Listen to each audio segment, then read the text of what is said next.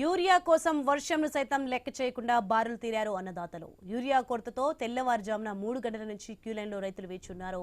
మంచిర్యాల జిల్లా కోటపల్లిలో గొడుగులు పట్టుకుని యూరియా కోసం నిలబడి పరీక్షించారు. ప్రభుత్వం తమను ఇబ్బంది పెడుతుందని రైతులు ఆగ్రహం వ్యక్తం చేస్తున్నారు.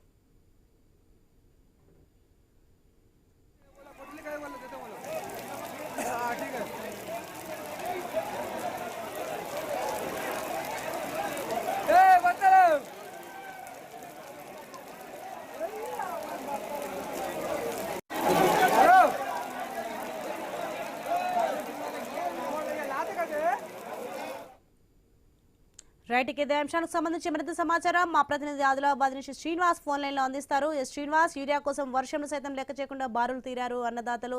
మొత్తానికి యూరియా కోసం తమను ఇబ్బంది పెడుతున్నారంటూ రైతులు ఆగ్రహం వ్యక్తం చేస్తున్నారు. అసలు యూరియాకు సంబంధించిన పూర్తి డీటెయిల్స్ ఏంటి?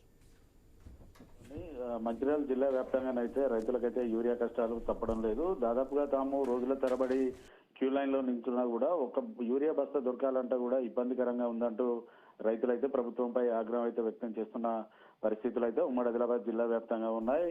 ఈ రోజు ఉదయం 3 గంటల నుంచి కూడా కోటపల్లి రైతు వేదిక వద్దనైతే ఈ రోజు ఉదయం వేళ యూరియా బస్తాలు పంపిణీ చేస్తామని తెలపడంతో అయితే ఉదయం 3 గంటల నుంచి కూడా రైతులైతే యూరియా బస్తాల కోసం క్యూ లైన్ లో వేచి ఉన్న పరిస్థితులు అయితే ఉన్నాయి. మరోవైపు భారీగా వర్షం పడుతున్నప్పటికీ కూడా వర్షంలో సైతం గొడుగులు పట్టుకొని క్యూ లైన్ లోనైతే నిల్చున్నారు రైతులు. అయితే ఉదయం వేళ ఇటు యూరియా బస్తాలు పంపిణీ చేస్తామని చెప్పినప్పటికీ కూడా ఇప్పటి వరకు రైతు వేదిక తాళం తెచ్చుకోకపోవడంతో అయితే రైతులు అయితే ఆగ్రహం వ్యక్తం చేస్తున్నారు. భారీ వర్షం పడుతున్నా తాము క్యూ లైన్ లో ఉన్నా కూడా అధికారులు మాత్రం మిన్నకుండిపోతున్నారు. ఇటు రైతులకు సరిపడా యూరియాలు అందించడం లేదంటూ రైతులు అయితే ఆగ్రహం అయితే వ్యక్తం చేస్తున్నారు. ఓవైపు భారీ వర్షాలు అయితే ఉమ్మడి ఆదిలాబాద్ జిల్లా వ్యాప్తంగా నమోదయ్యాయి. దీంతో కొద్దిమేర ఇటు పంటలు పూర్తిగానైతే వరద నీటిలోనైతే తాము పంటలు నష్టపోయాము. ఉన్న పంటలను కాపాడుకోవాలంటే ఖచ్చితంగా తమకు యూరియా అవసరం అవుతుందంటూ కూడా రైతులు అయితే చెప్తున్న పరిస్థితులు అయితే ఉన్నాయి. ఖచ్చితంగా ఆ యూరియా ఇస్తేనే చీడల నుంచి కూడా తాము పంటలను కాపాడుకునే పరిస్థితులు ఉంటాయి. కానీ నిత్యం ప్రతిరోజు క్యూ లైన్ లో నిల్చుంటున్నాము కానీ పూర్తిగా తమకైతే యూరియా బస్తాలు ఇవ్వడం లేదంటూ కూడా రైతులు అయితే చెప్తున్నారు. మరోవైపు గత నెలలో తాము 1 నుంచి 2 యూరియా బస్తాలు తీసుకుంటే ఈ నెలలో మళ్ళీ సరఫరా చేస్తామంటూ తమకు డేట్లు రాసిచ్చారు. కానీ ఇప్పటి వరకు ఆ డేట్ల ప్రకారం అయితే తమకు యూరియా అందించిన దాఖలాలు లేవంటూ కూడా రైతులు అయితే చెప్తున్నారు.